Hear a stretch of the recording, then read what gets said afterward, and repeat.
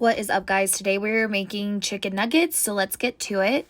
So we're going to start by taking our chicken and we're just going to cut them into bite-sized pieces. And after we cut them up into bite-sized pieces, you should get about 28 of them.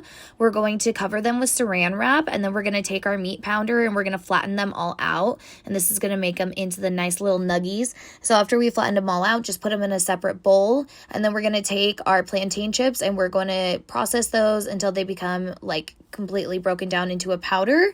Put that in one bowl, and then take the other bowl. We're going to do our dairy-free yogurt. We're going to do all of our dry seasonings, and then we're going to add in our cassava flour and our stone mustard, and then we're just going to mix that together until it's completely combined.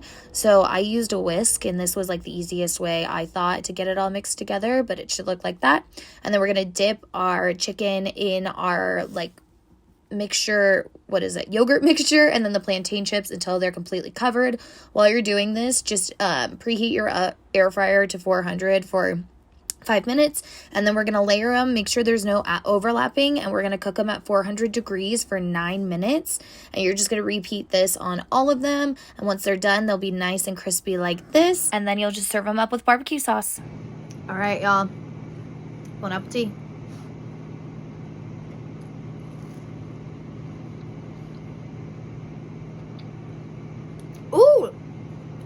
Ooh, these are good.